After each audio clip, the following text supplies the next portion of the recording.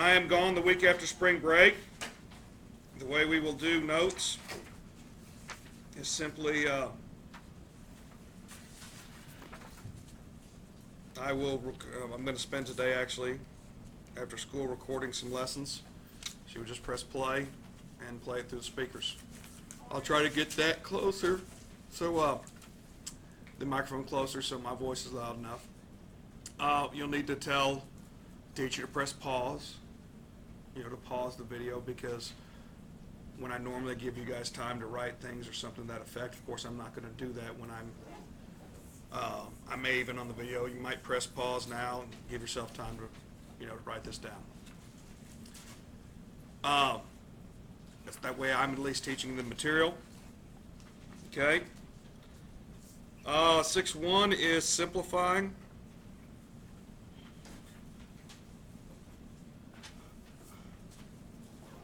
Rational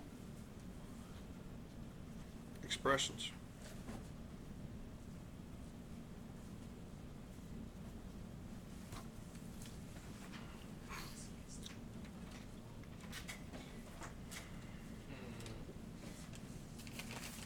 I've already been down there and talked to the attendant.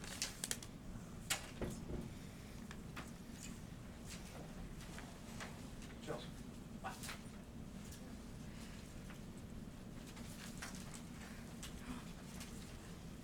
Bring me, I think you're number 9. After we're done with notes, bring that back to me if you would. The other one. Okay. In the chapter itself, it says in chapter 5, you learn the rational expressions are made up of one algebraic expression divided by another algebraic expression. Rational expressions may be written as a division problem or as a ratio, a fraction with a numerator and a denominator, the following rational expressions. And you see they give you some examples there. Okay?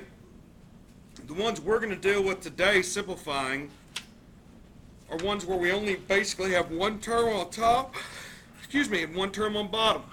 There's no pluses or minuses, no common denominators or anything like that. It's basically what we're going to do today, in essence, has the same properties as simplifying something like this, 8 over 10. Okay, how do you simplify something like this? Well, even though you don't do it like this, this is in essence what you're doing. What's the common factor of 8 and 10? So I could write this as 2 times 4, correct? I could also write this as 2 times 5. Well, anytime I divide the same thing divided by the same thing, in other words, 2 divided by what? What does that divide into? 1. You guys say cancel, which, yes, it divides into 1 and it goes away, but it's not 0. But it does go away because 1 times anything is the same thing. So this reduces to 4 over 5. Okay? The problems we're going to do really aren't much different than that. In essence, they're really a little easier. For example,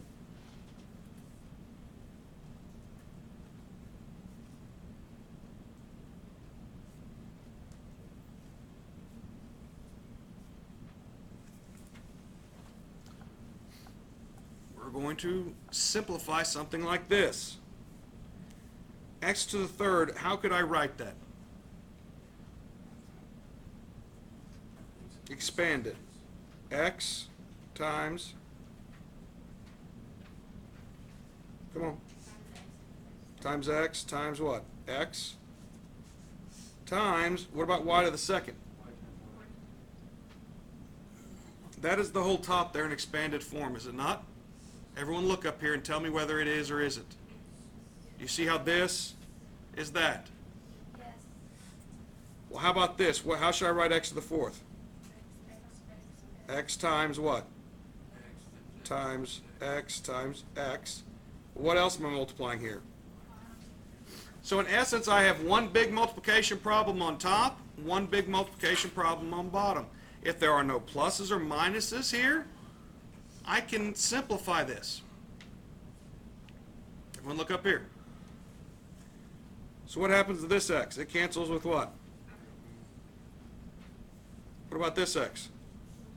There's one down there for it to cancel with. How about this one? Is there one more to cancel? Are there any more x's to cancel? Okay, what about the y's here? Any more y's? So what is left on top? Y over what is left on bottom?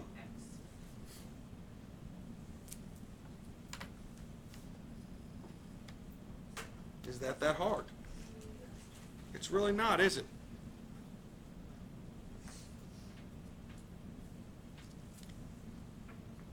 I'm going to rewrite this. I would like you to stop writing and watch me here. All eyes up here. When you're doing these, a great way to do this, and I'm not saying you have to write this out every time, but you should visualize this in your mind. How many x's are up here? I need to visualize that in my mind, right? How many x's are multiplied together here? What you should ask yourself is how many are left where? There's 3 on top, 4 on bottom. Where's there going to be 1 left over? So what I always did is I crossed out all of this because all of it's gone, right? Then I went down to here. Instead of crossing out the whole x, I just crossed out the what? 4 and put how many's left? You guys see why I did that? Because there's none left on top. What I would do here, there's 2 y's on top, 1 on bottom. How many are left where? Where is as important as how many? So all the ones on the bottom are gone, and there's how many left up here? So in essence, when I did it like that, I kind of already have the answer written down, don't I? I just need to write it in a cleaner form, which would be y over what? So you see how you can keep that straight in the way you mark them and reduce them? I want to see that done. Once you get out of my class, you can do it however you want. Right now, you do it my way.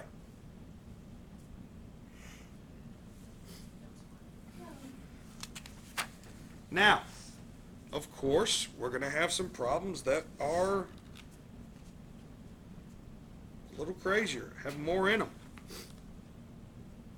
24, x to the third, y to the fifth, z to the fourth, over 16,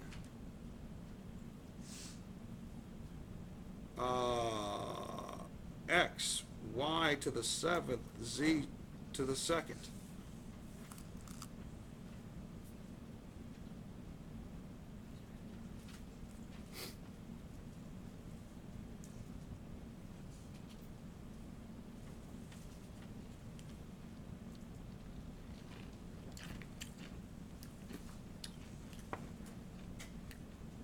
So everybody got this written down now? Once you do, pencils down. Now, what you need to think of is you basically have 1, 2, 3, 4 different little problems to do here. First of all, let's deal with the numbers. I need to find a common factor, do I not? Someone tell me a common factor of these two. There's 8, there's 4, and there's 2. Which one would you want to do? 8 goes into this what? 8 will go into this what? So I know I'm left with a 3 on top and a what? 2 on bottom. Everybody see that? This is showing your steps in work. What is understood to be right here? I've got how many x's on top? How many on bottom? How many are left where? 2 on top. So I cross out what? All of that, then just cross out the 3 and put a what? So what goes here? On top, or where is as important as how many, correct? I have how many y's on top? How many on bottom? How many are left where? Huh? 2 on bottom. So I cross out all of these. They're all gone. Cross out just the 7 and write a what? So what do I write? On the... I have how many z's on top? How many on bottom? How many are left where? So I cross all the z's on bottom, and I'm left with what? Are we done? That's very easy, isn't it? But do you know why it's so easy when I say it? Because I asked the right question. So do yourself a favor, ask the same questions, approach it the same way I am. Wake up, Jackson.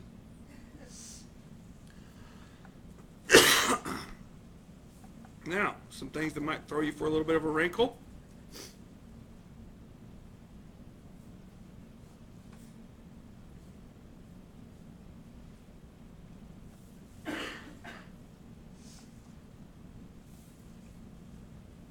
Everyone look up here. First of all, let's worry about the numbers. How about the numbers? 3 and 15. What's a common factor? 3 goes into 3 how many times? 3 goes into 15 how many times? 5. X goes in, how many X's on top? How many on bottom? So how many are left where? Now, I canceled everything out on top. Is there 0 left up here? What's left up here? A 1. When everything cancels out, you got to understand there's still a 1 left there. Wait, is that 13? No.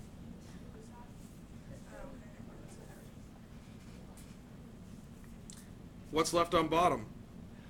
5 and a... And no, 5x over 1 is not the same thing.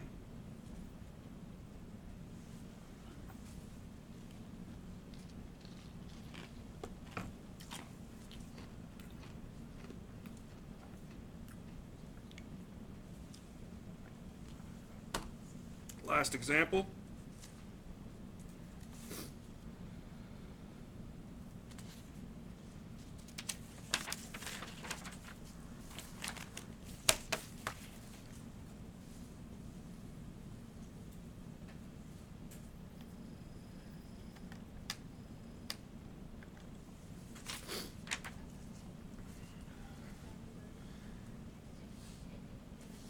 You guys, everybody got that down? What if you have something like this?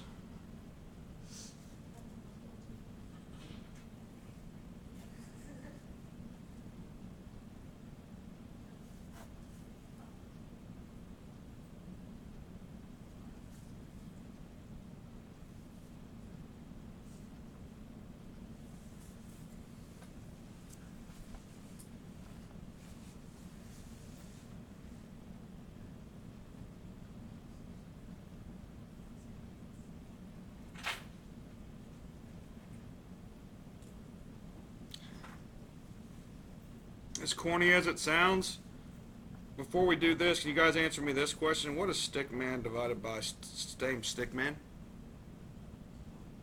What happens to stickman, would you say? He what? He cancels out, right? What is star divided by star? Star cancels out, right? How about triangle divided by triangle?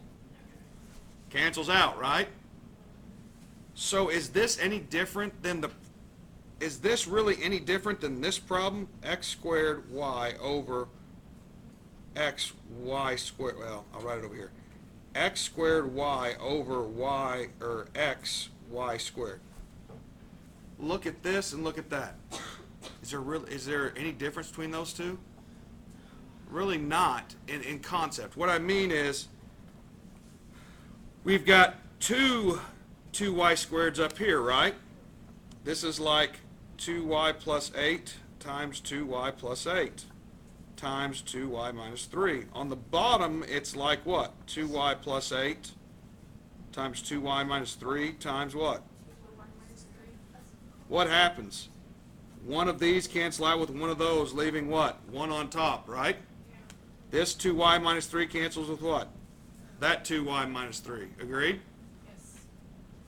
So what's the answer? 2y plus 8 over what? 2y minus 3. That's it. There's a plus sign in between there. Don't do anything else. If I was doing this over here, didn't want to rewrite this, wouldn't I just cross the whole thing out, come up here and put a 1? Wouldn't I cross the whole thing out here, come up here and down here and put a 1? And in essence, isn't that what's left as your answer?